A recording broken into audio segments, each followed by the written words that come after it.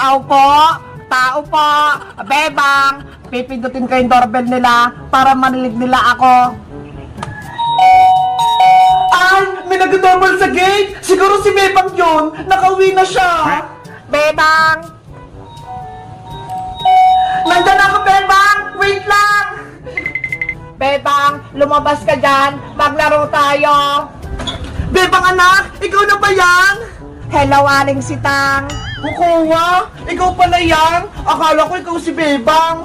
Wala po ba si Bebang, Aling Sitang? Maglalaro po sana kami. Wala siya rito, kukuha. Ilang araw na si Bebang sa probinsya. Mag-isa lang ako dito sa bahay. Walang kasama. Ganun po ba? Sayang naman. Namimiss ko na siyang kalaro.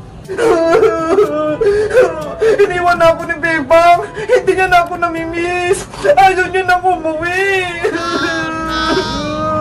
Aling Sitang, wag po kayong umiyak. Bebang ko, umuwi ka na dito sa bahay. Wala akong kasama. Nanurukot ako. Tama na po, Aling Sitang. Kung gusto nyo, ako na lang muna kasama nyo sa bahay para hindi kayo malungkot. Talaga, kukuha? Gusto mong tumira din sa bahay namin? Opo, habang wala si Bebang, ako muna ang anak nyo. Dahil mukhang mabait ka naman, sige, dito ka muna sa bahay namin habang wala si Bebang. Yehey, may nanay na ako, si Aling Sitang. Tara, kukuha, pasok ka sa loob ng bahay namin para may kasama na ako. Okay po, Aling Sitang, nandyan na ako.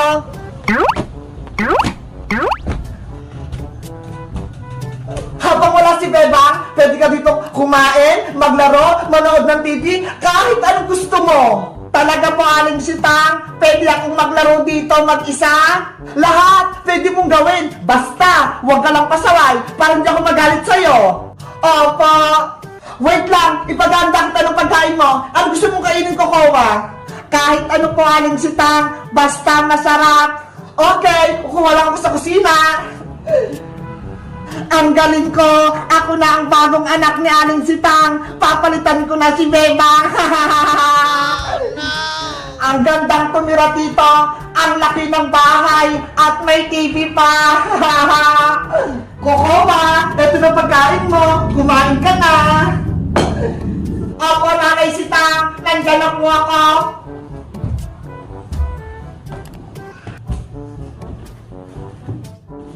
Kumain ka lang na kumain. Masarap yung nilutong paksiw na bangus. Gusto ko pong kumain ng adobong dragon, Aling Sitang. Ano? Dragon yung gusto mo? Walang dragon dito, kukuha. Sabi kasi nila, masarap yun eh. Maninamnam. Ha ha ha ha ha. Marunong ka pala mag-joke, kukuha eh. Natutuwa ako sa'yo.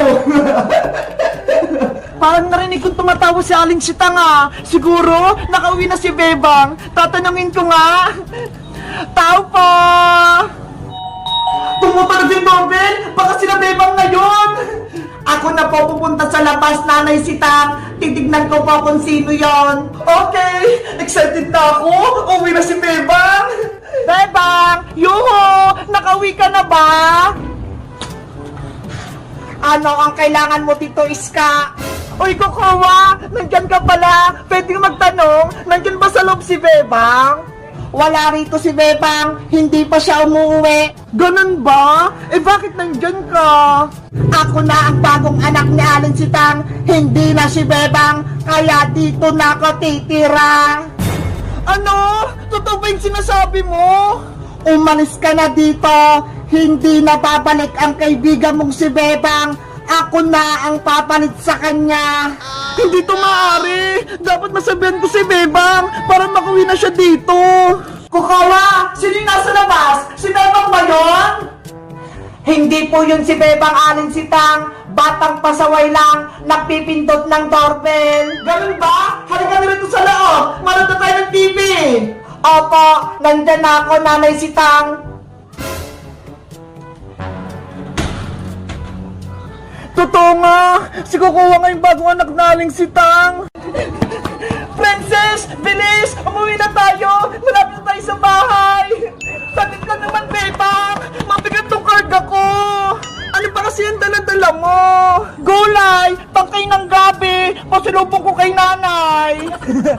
Grabe naman yung pasalubong mo, puno ng gabi, panigurado, matutuwa sa inyong saling tere.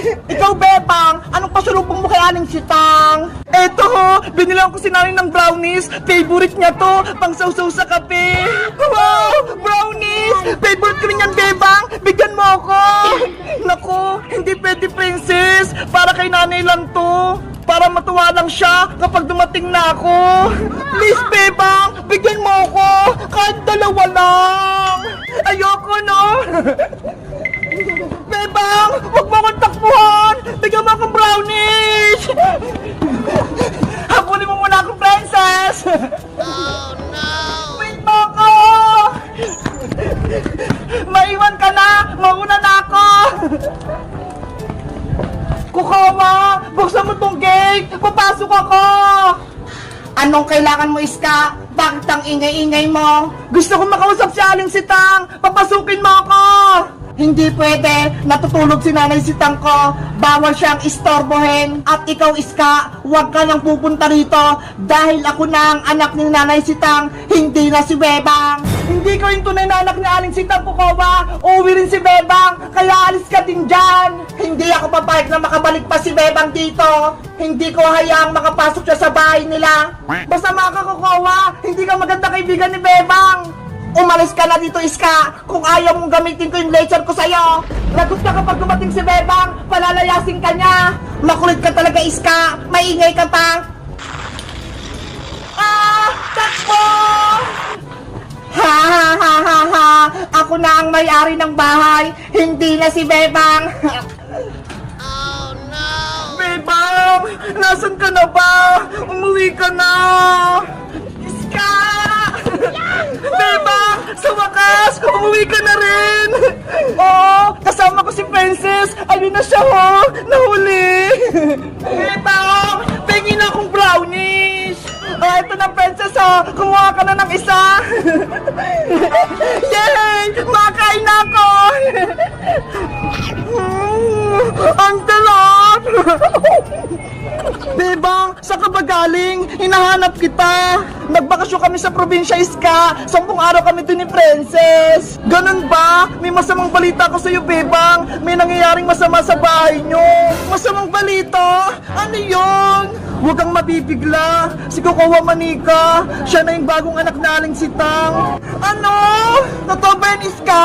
Baka nagbibiro ka lang! Oo! Totoo yung sinasabi ko! Dahil sobrang miss ka na ni Aling Sitang, si Kukawa na lang muna yung ginawa niyang anak! Kawawa naman pala si nanay! Namimiss niya na ako!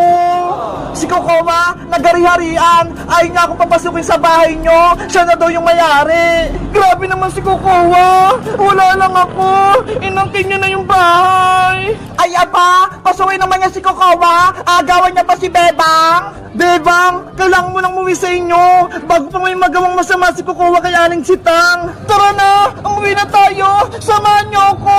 Iska! Princess! Princess! Sumama ka na! Wait niyo ako! Kumakain pa ako!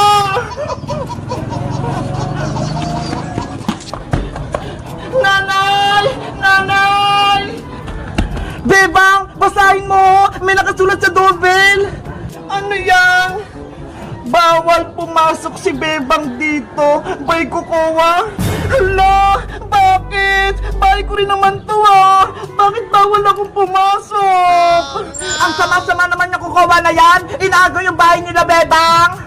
Sabi ko sa'yo, Bebang may nangyayaring hindi maganda! Nanay! Si Bebang puta! Buksan niyo yung pinto!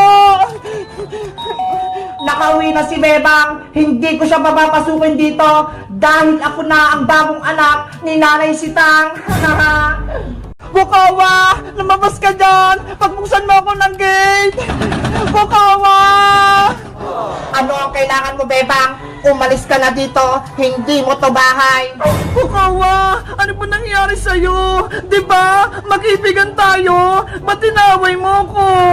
Iniwan mo si Nanay Sitang dito sa bahay. Malungkot siya. Hindi mo na mahal si Nanay Sitang, Bebang. Hindi totoo yan! Mahal ko si nanay! Pumunta lang kami ni Princess sa probinsya para magbakasyon! Pwes, hindi ka na pwedeng bumalik dito sa bahay. Ako na ang bagong anak ni Nanay Sitang. Kukawa!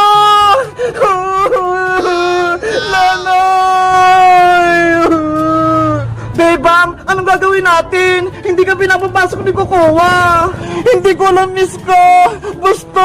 Gusto ko lang makita si Nanay. Kung ako sa'yo, Bebang, papatulang ko yung Kukawa na yan. Matatamaan talaga siya sa akin. Hoy, Princess, hindi maganda yan. Dapat may hinahon tayong makipag-usap kay Kukawa. Nanginigil kasi ako, Iska eh. Nanay ko, miss na kita. Gusto na kitang mayakap. Kukawa, sino pumito ng doorbell? Si Bebang ba yun? Hindi po si Bebang yun, Nanay Sitang. Ibang tao po yun. Akala ko si Bebang na. Sana umuwi na siya. Namimiss ko na yung anak ko.